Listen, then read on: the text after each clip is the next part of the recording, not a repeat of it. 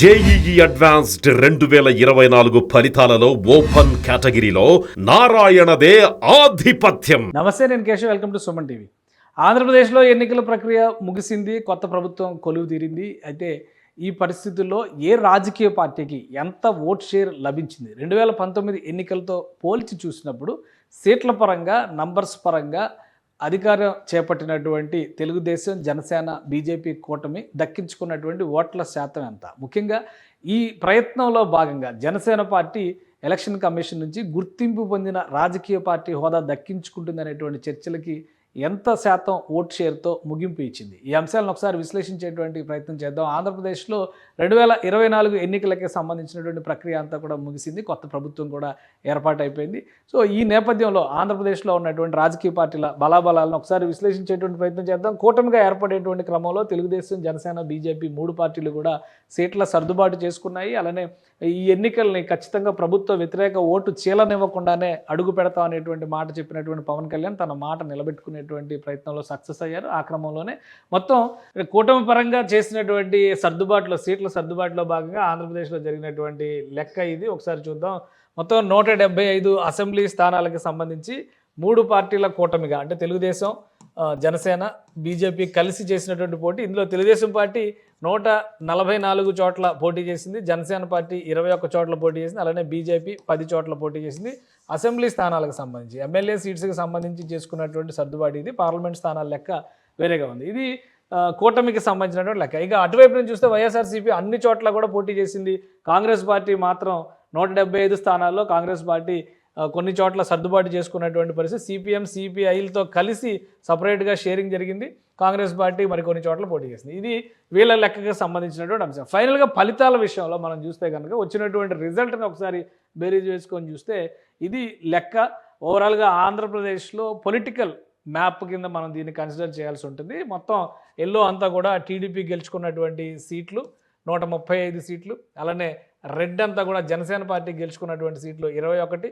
ఈ సాఫ్రాన్ అంటే కాషాయ కలర్ అంతా కూడా, కాషాయ రంగు అంతా కూడా బీజేపీ గెలుచుకున్నటువంటి 8 సీట్లు. మిగతా 11 సీట్లు బ్లూ కలర్లో ఉన్నటువంటి వైఎస్ఆర్సీపీ సీట్లు. ఇవి కేవలం 11 చోట్లే ఉన్నాయి కాబట్టి ఈ లెక్క ఇది. సో ఓవరాల్గా సీట్ల లెక్క ఇది. అందరికీ కూడా ఇందులో క్లారిటీ ఉంది. కానీ మనకు ముఖ్యంగా కావాల్సింది ఓట్ షేర్ విషయంలో జరిగినటువంటి అంశం. మొత్తం ఆంధ్రప్రదేశ్లో 4,13,33,000 మంది ఓటర్లు ఉన్నారు. ఇది ఎన్నికల కమిషన్ ఇచ్చినటువంటి డేటా ఇది. అందులో మొత్తం 3,38,38,349 ఓట్లు జరిగినాయంటే 81.86%, అప్రాక్సిమేట్లీ 82% ఓటింగ్ జరిగింది. గత ఎన్నికలతో 2019 ఎన్నికలతో పోల్చి చూసినప్పుడు 1.5% ఓట్ షేర్ ఇక్కడ పెరిగినటువంటి పరిస్థితి ఆంధ్రప్రదేశ్లో కనిపిస్తుంది. కాబట్టి ఈ 82% ఓట్స్ టర్నౌట్లో ఏ పార్టీకి ఎంత పర్సంటేజ్ వచ్చిందనే అంశాన్ని ఒకసారి మనం చూద్దాం. ఇది ఓవరాల్గా సీట్ల విషయంలో జరిగినటువంటి అంశాన్ని చూస్తే కనుక 39.17% లాస్ట్ ఎలక్షన్స్లో తెలుగుదేశం పార్టీకి వచ్చినటువంటి ఓటు పర్సంటేజ్. అంటే ఈసారి ఎంత పర్సెంట్ వచ్చింది అనేది చూస్తే కనుక 45.60%, అంటే దాదాపు 6.43% తెలుగుదేశం పార్టీకి పెరిగింది గ్రాఫ్ ఈ ఎన్నికల్లో. సీట్ల పరంగా చూస్తే కనుక 112 సీట్లు పెరిగినాయి. గతంలో 23 సీట్లు మాత్రమే వచ్చినాయి, ఇప్పుడు 135 సీట్లు వచ్చినాయి. అంటే 2019 పర్సంటేజ్ ఇది, సీట్ల సంఖ్య ఇది. ఈసారి వచ్చినటువంటి పర్సంటేజ్ ఇది, సీట్ల సంఖ్య ఇది. సో తెలుగుదేశం పార్టీకి చాలా ప్రాస్పరస్ గ్రోత్ కనిపిస్తుంది ఇక్కడ. అలానే జనసేన పార్టీకి సంబంధించినటువంటి లెక్క చూసినప్పుడు 2019లో కేవలం ఒకే ఒక్క సీటు 5.53% ఓట్ షేర్ దక్కింది జనసేన పార్టీకి. ఈసారి ఎలక్షన్లో 21 సీట్లు జనసేన పార్టీ గెలుచుకుంది, అంటే 20 సీట్లు పెంచుకోగలిగింది.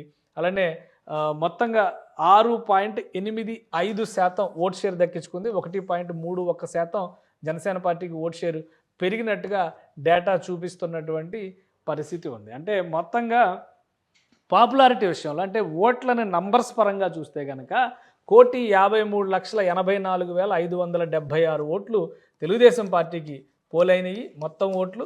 జనసేన పార్టీకి చూస్తే కనుక మొత్తం 23,17,747 ఓట్లు జనసేన పార్టీకి పోలైనవి. అంటే 23 లక్షల ఓట్ల ద్వారా జనసేన పార్టీ 21 సీట్లు గెలుచుకున్నటువంటి పరిస్థితి మనం చూస్తున్నాం.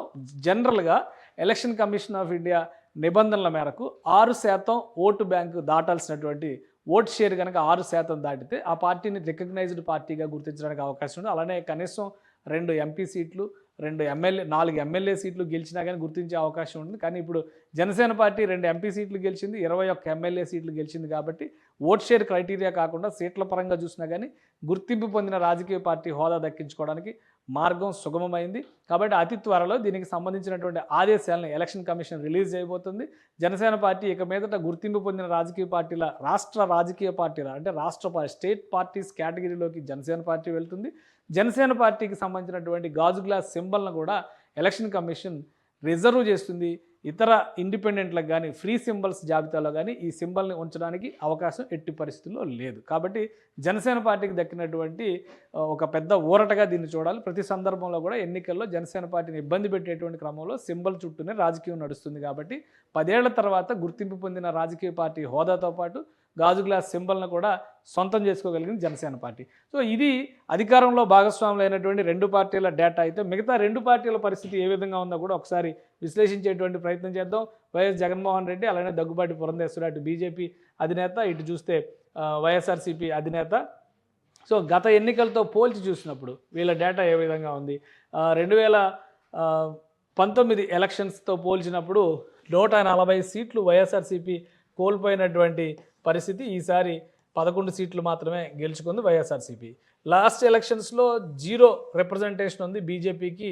ఈసారి 8 సీట్లు పెరిగినటువంటి పరిస్థితి. ఇక మరీ ముఖ్యంగా వైఎస్ఆర్సీపీకి లాస్ట్ ఎలక్షన్స్లో వచ్చినటువంటి ఓటు పర్సంటేజ్, ఈసారి వచ్చినటువంటి ఓటు పర్సంటేజ్ని మనం కీలకంగా చూడాల్సి ఉంటుంది.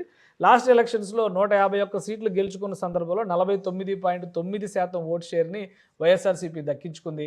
అయితే ఇప్పుడు 11 సీట్లకు పడిపోయినటువంటి నేపథ్యంలో చూస్తే కనుక ఈ పర్సంటేజ్ 39.37%కి పడిపోయింది. అంటే ఆల్మోస్ట్ 10.6%, దాదాపు 11% ఓట్ లాస్ అనేది వైఎస్ఆర్సీపీకి జరిగింది ఓట్ షేర్ విషయంలో చూస్తే.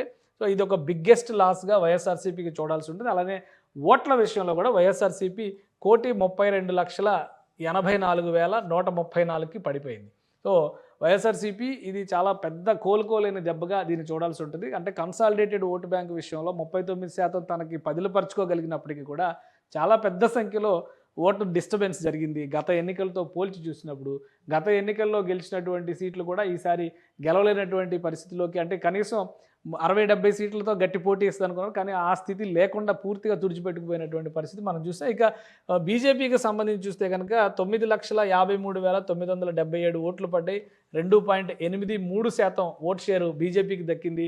అంటే లాస్ట్ ఎలక్షన్తో పోలిస్తే ఆల్మోస్ట్ 2% గ్రోత్ రేటు బీజేపీకి సంబంధించినటువంటి డేటాలో ఉంది. అంటే తెలుగుదేశం అలానే వైఎస్ఆర్సీపీకి సంబంధించినటువంటి డేటాను చూస్తే ఇది కేవలం 1,32,00,000 ఓట్లు వైఎస్ఆర్సీపీ దక్కించుకుంటే, తెలుగుదేశం పార్టీ లెక్కల్లో చూస్తే కనుక 1,53,84,000 ఓట్లు దక్కించుకుంటే దాదాపు 20 నుంచి 23 లక్షల ఓట్ల తేడాతో వైఎస్ఆర్సీపీ మొత్తం 135 సీట్లు తెలుగుదేశం గెలుచుకుంది. కూటమి పరంగా చూస్తే 164కి పెరిగింది. వైఎస్ఆర్సీపీ కేవలం 11 సీట్లకు మాత్రమే పరిమితమైంది. సో ఈ 20-25 లక్షల ఓట్లే ఆంధ్రప్రదేశ్ రాష్ట్ర భవిష్యత్తుని డిసైడ్ చేశాయి. అదే క్రమంలో వైఎస్ఆర్సీపీ పతనాన్ని కూడా ఈ 20-25 లక్షల ఓట్లే శాసించాయి. కాబట్టి కన్సాలిడేటెడ్ ఓటు బ్యాంక్ విషయంలో అటు టీడీపీకి కానీ ఇటు వైఎస్ఆర్సీపీకి కానీ 35 నుంచి 40% ఓట్లు అయితే ఫిక్స్డ్గా ఉన్నటువంటి పరిస్థితి. తటస్థ ఓటర్లు అలానే ఎప్పుడైతే కూటమి రూపంలో ట్రాన్స్ఫర్ అయినటువంటి ఓట్లు ఉన్నాయో అవే ఎక్కువ గెలుపుని డిసైడ్ చేసేటువంటి ఫ్యాక్టర్స్గా కనిపిస్తున్నాయి. వేరువేరుగా ఎవరికి వారు పోటీ చేసేటప్పుడు త్రిముఖ పోరు కానీ చతుర్ముఖ పోరులో కానీ అడ్వాంటేజెస్ అధికారంలో ఉన్నటువంటి వాళ్ళకి జరిగేటువంటి అవకాశాలు ఉండొచ్చు. అలానే విడిగా పోటీ చేసేటువంటి క్రమంలో యాంటీ ఇన్కంబెన్సీ పాత్ర కూడా కీలక పాత్ర పోషిస్తుంది. సో అప్పుడు మార్జిన్లు చాలా స్వల్పంగానే ఉంటాయి. కానీ ఇప్పుడు జరిగినటువంటి ఓటింగ్ పూర్తిగా పోలరైజేషన్, 2 కూటముల మధ్య జరిగినటువంటి పోటీలాగా. ఒక సైడ్ వైఎస్ఆర్సీపీ ఒంటరిగా నిలబడింది, మరోవైపు మిగతా 3 పార్టీలు కలిసి బలమైన కూటమిగా నిలబడ్డాయి. ఈ నేపథ్యంలోనే ఈ 23 లక్షల ఓటర్లే ఆంధ్రప్రదేశ్ భవిష్యత్తుని శాసించారు. అలానే జగన్మోహన్ రెడ్డి భవితవ్యాన్ని కూడా డిసైడ్ చేసినట్టుగా మనం అర్థం చేసుకోవచ్చు. సుమన్ టీవీలో మీ పర్సనల్ అండ్ బిజినెస్ ప్రమోషన్స్ కోసం కింది నెంబర్కి కాంటాక్ట్ చేయండి.